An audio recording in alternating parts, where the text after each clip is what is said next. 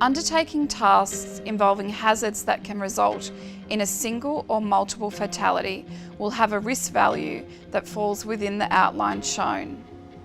A major consequence has the potential for a single fatality, and a critical consequence has the potential for multiple fatalities. Our attention is often drawn to hazards and risks that happen frequently. While it is important to prevent someone cutting their finger or straining their knee, these hazards cannot distract us to the point where we are not paying attention to those that can kill. Compass Group employees have the potential to interact with several fatal risks, and these have been captured in the pocketbook.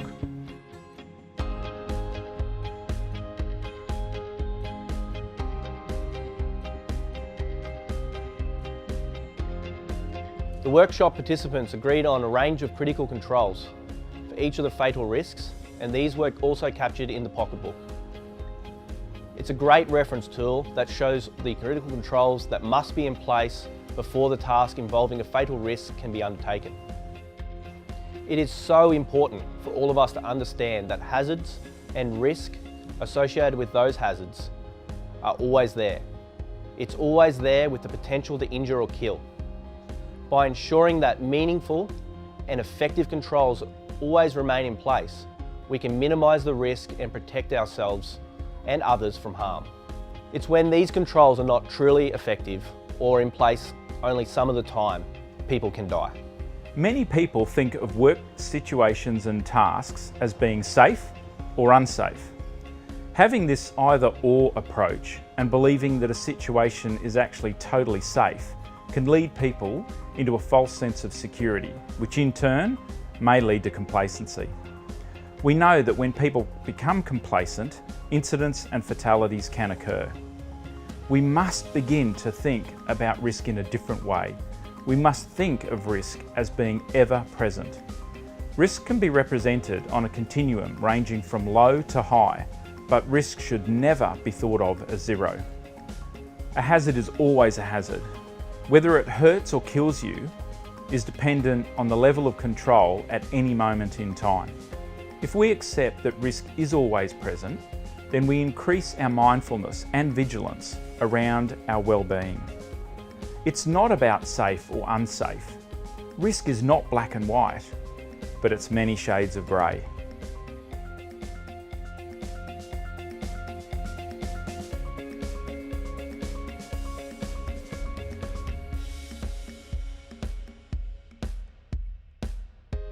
Tasks can have many risk factors that may impact on the overall risk and chance of being injured or killed. The challenge we face is that any or all of these risk factors may change at any time. Let's use driving a vehicle to illustrate the concept of risk factors. For the sake of simplicity, in the example, let's assume there are only 5 risk factors associated with driving a vehicle. I'm sure you can think of many more. It's safe to say that not all risk factors are equal. Some factors have a bigger effect on the overall risk than others. Let's have a look at the lowest risk scenario on the graph. All risk factors are at their lowest. The vehicle is travelling along the highway at 90 kilometres an hour in a 100 kilometre zone. The driver is 40 years old and has attended a defensive driver course. The vehicle is always serviced in accordance with the car's service logbook. It's a beautiful day and the driver has had a great night's sleep and is feeling good. So if everything is fully under control, why is the risk not zero? Like we said earlier, risk is on a continuum and ever present, albeit at the lower end. Some examples of what could go wrong is driving over nails on a road and the tyre blows out and you lose control of the vehicle. The driver of a truck falls asleep and crosses over into oncoming traffic. Think about the times you've watched the news on the TV about similar situations. It happens all too often. Okay, so now the driver increases speed to 110 in a 110 zone. There is a big jump in the specific risk factor for the speed, which in turn creates a small increase in overall risk factor. So what could go wrong now?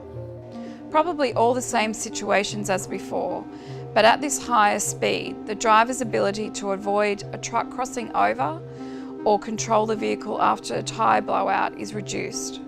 So the driver is now 3 hours into their journey and 2 other risk factors have now increased. The driver is becoming tired and the road is becoming slippery with rain. You can see that the overall risk factor has jumped significantly, even though the driver is still observing the speed limit. Fatigue and wet slippery roads are known causes of car crashes and have a major impact on fatality statistics. I'm sure you can think of several things that could go wrong now. The driver now realises that things have become more dangerous and decides to reduce speed. Again, there is a large reduction in the risk factor for speed, but a smaller impact on the overall risk of driving tired in the rain.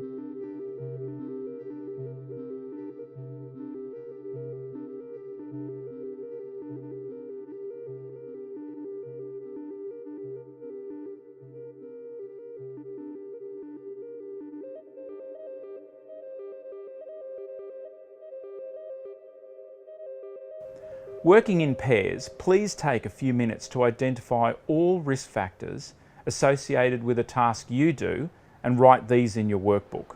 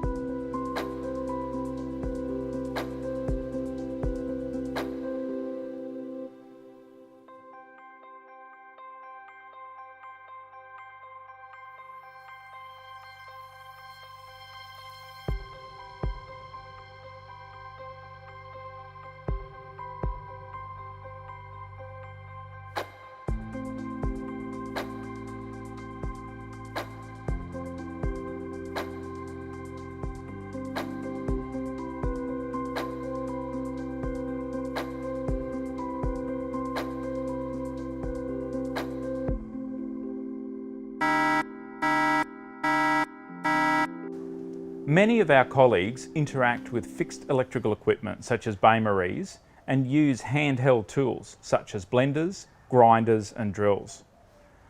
I had the privilege of spending some time talking with Michelle, who shared a story about a near fatal incident involving her dad.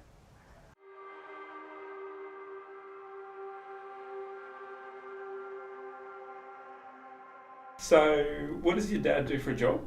So he works in earth moving.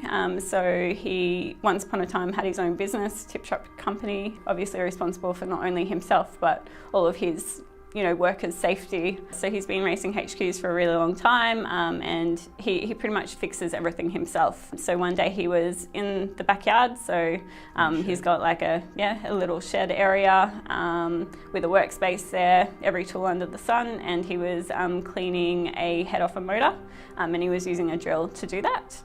So he had it on his workbench. I think there was a piece of wood that he had it sort of sitting on to help him. He's very short, so when using the drill it was sort of at shoulder height and above, sort of to access it properly. He's drilled into it, and in doing that he has suddenly lost control of the drill because the head snapped, and he's actually drilled into his leg. Luckily enough, my mother was home at the time. She's opened the door and seen him, and he was borderline ready to pass out at that point in time. She's got him into the lounge room, and they've then called an ambulance. The ambulance has come, and they've sent another car as well. I think they arrived within, say, 10 minutes. He was obviously bleeding a lot, so he's incredibly lucky, especially where he's drilled it. I think it was halfway sort of between his hip and his knee, so there's lots of potential for things to go wrong, or the femoral artery. So obviously if you damage that, there's potential for you to sort of bleed out, and I think the stats are within seven minutes or so you can actually die and lose your life. Yeah, when talking to him about it and sort of asking did you actually realise what you were doing, he said, yeah, I've done it hundreds of times before. He just said, I knew what I was doing, I just thought I'd be right, as I always am. And when you sort of look at his workspace and everything, you can see the workspace is just absolutely cluttered with everything under the sun. It wasn't clean, lots of hazards and obstructions in the area. He didn't actually think that it would happen to him. I would tell him, what would you be saying to me right now? Because I know that he would not be very impressed, for one, and the other part to that as well is, if something did go wrong, think of... You're gonna make me cry. I would tell him to think about, the future. I think you're not invincible. And I think, not just in work but in life, we all sort of have the perception that it's not going to happen to me. I don't know, sometimes you do just switch off, where you start thinking about other things, but it can happen to you, and you see it all the time on the news, in incidents that we review every single day. We work to live, so we can go and enjoy that holiday. I've just got a new nephew, so I now look forward to seeing him. So you need to remind yourself of those reasons as to why you are doing what you're doing, and then take that second to reassess and think, well, is this 5 seconds that I'm going to save by doing this task, to make my day at work easier or simpler or finish quicker, whatever, is that really worth, the rest of the years of my life? Is that still going to be really important to you when you're sitting at home in 20 years' time in potentially a wheelchair?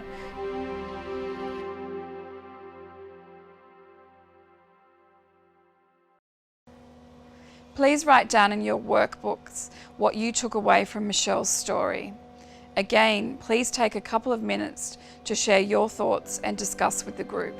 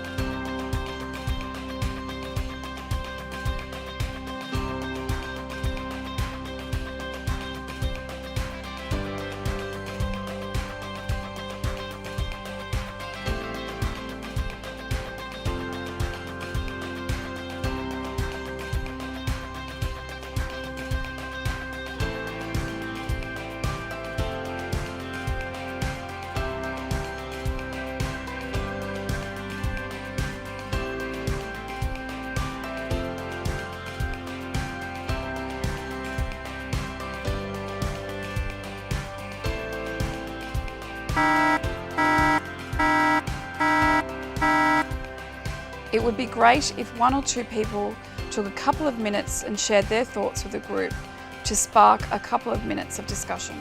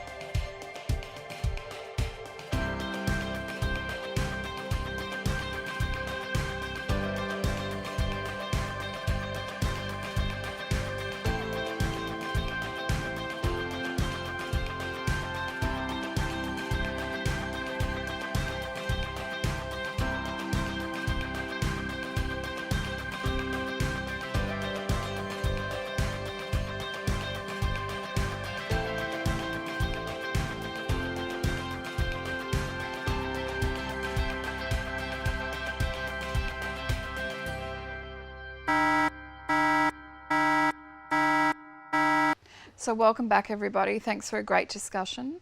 Adrian, what resonated with you with Michelle's story? Yeah, look, great question. I think it reminds me of a story or a time when I was out at site actually with Shannon and Rosie McArdle, and we were visiting one of our housing maintenance contracts, and we came across a young plumber, and he was out in the backyard. There was a trench out there. He was laying some pipe, just normal PVC pipe, and he was cutting some of this pipe, but he had the pipe right on his leg, and he had a hand grinder with a cutting wheel on it, and he was starting to cut, you know, the pipe against his leg.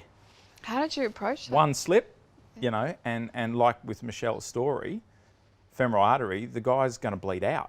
We approached him, and I think, you know, we sort of had obviously saw it and immediately went over and stopped the work. Rosie had a bit of a chat to him too, so it was jumping in straight away and saying, hold on. I mean, how did he react? Yeah, look, I think he appreciated our concern. Yeah.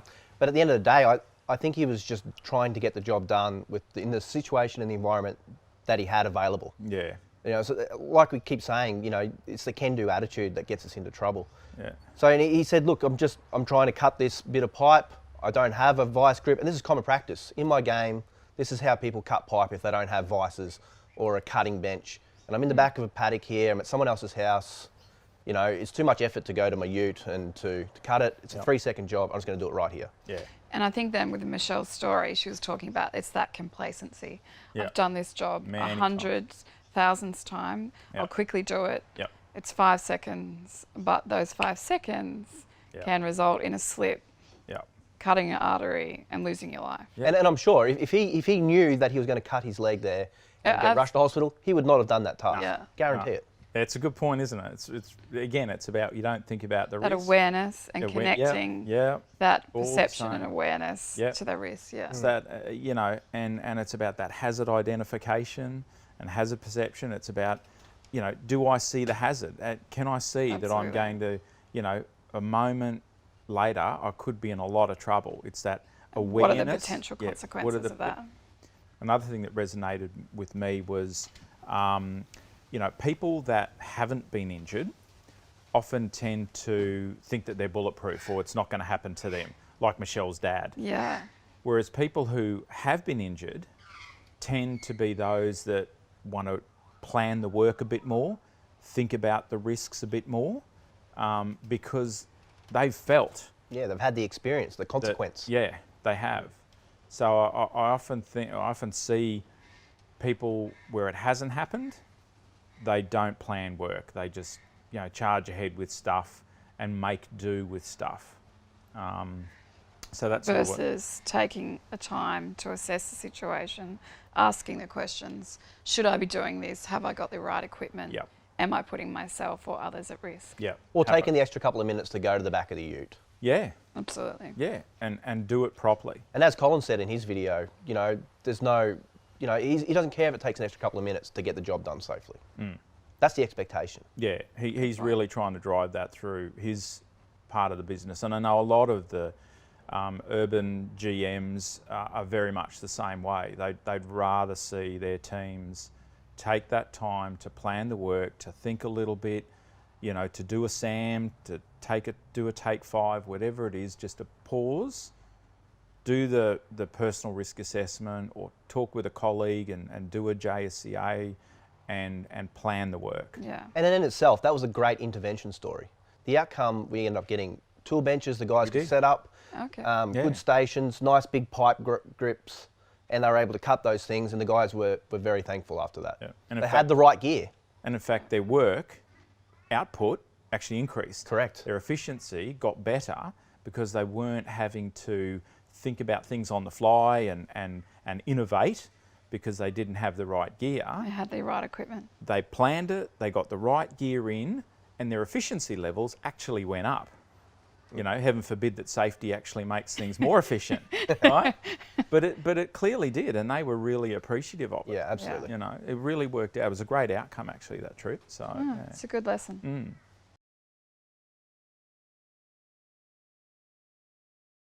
So, in our driving example, before Michelle's story, the driver's realisation that the danger or risk had increased brings us to 2 key concepts: hazard perception and risk perception. You may remember that a hazard is anything that has the potential to cause harm. These may be physical hazards, such as a vehicle or a knife, chemical hazards, electrical hazards, and so on. So, the first key concept to discuss is hazard perception. This is the ability or the use of a process to notice the presence of a hazard. Hazard identification is the first essential step in managing fatal risk and avoid being killed. Let's now have a look at a video of a great sporting activity, mountain bike riding in the Canadian wilderness. After the video, please jot down all the hazards you've identified.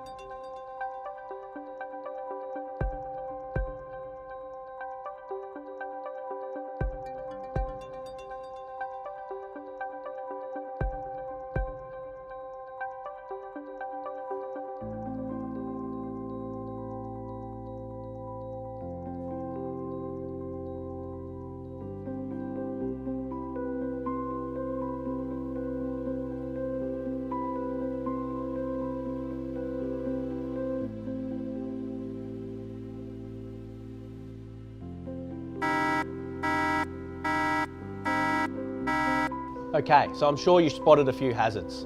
So let's keep watching and see what else happens.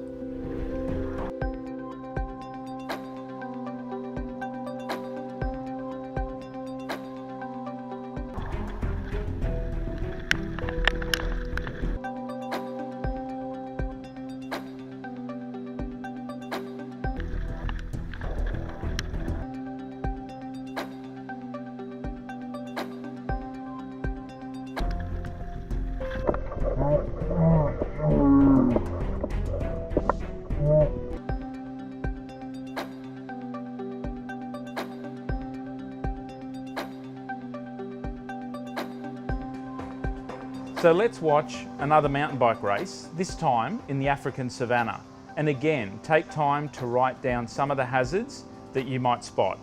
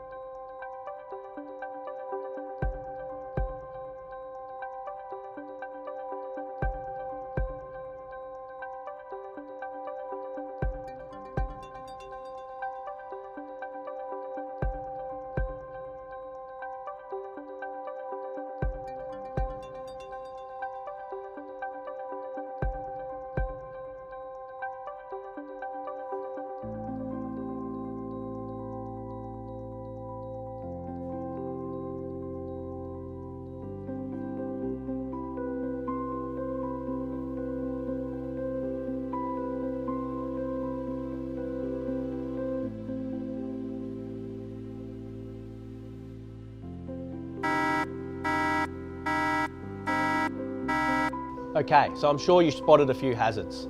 So let's keep watching and see what else happens.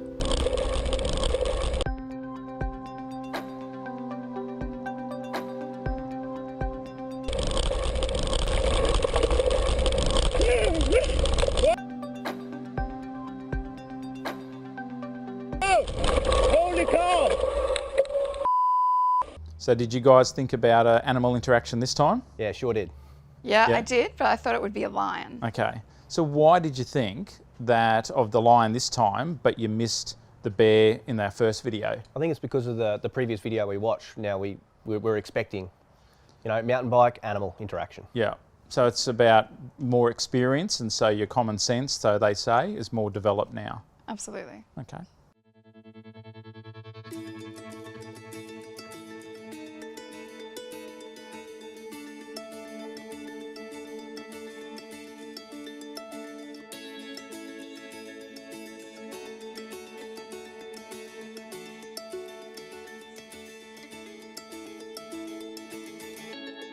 People talk about common sense and that people that don't have common sense get hurt. But what is common sense? Where does it come from? Common sense is generally accepted as a level of understanding that the average person has. But again, how have they achieved that level of understanding? Consider this example, a young child encountering a hot stove top for the first time. There is a chance that they will put their hands on it, sustaining a serious burn. Why did they do it? I mean, everyone knows it's hot and you'll hurt yourself. It's just common sense. So common sense is something we learn through life experience, exposure to different situations, what we are taught by others, and so on. If I think about the wildlife dangers in far north Queensland, most Australians know that swimming in creeks and rivers could potentially be fatal due to crocodiles. It's common sense to us, but to tourists from overseas, this danger is not so obvious. Hence why there is a need to give them common sense through signs, pamphlets, and advice from a tourist bureau.